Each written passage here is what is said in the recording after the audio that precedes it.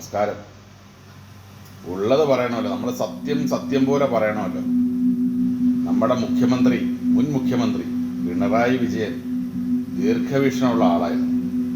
ജയിലിൽ ശമ്പളം കൂട്ടി ചിക്കൻ, മട്ടൻ, ബീഫും എന്ന് വേണ്ട മീൻ, സകല സാധനങ്ങളും അവർക്ക് ആവശ്യം പോലെ കൊടുക്കാനുള്ള നിയമം കൊണ്ടുവന്നു. കാരണം പിണറായിക്ക് അറിയാം, ഞാൻ അടുത്ത പ്രാവശ്യം ഇറങ്ങിയാൽ ഇവിടെ നടത്തുന്ന മയക്കുമരുന്ന് കച്ചവടക്കാർ മുഴുവൻ സഹാക്കളാണ്. എല്ലാവരെയും ഇവർ പിടിച്ചകത്തിടും. ഈ മയക്കുമരുന്ന് നടത്തുന്നതിൻ്റെ പിന്നിൽ വൻ മാഫിയകളുണ്ട്. അതാരൊക്കെയാണെന്ന് നമ്മൾക്ക് ഇവിടെ പറയാൻ പറയില്ല. പക്ഷേ ഒരുപാട് വൻ മാഫിയകളുണ്ട്. സാധാരണക്കാരെ കുഞ്ഞു ആൾക്കാരെ മാത്രമേ പിടിക്കുന്നുള്ളൂ. അതാണ് പിണറായിയുടെ ദീർഘവീക്ഷണം.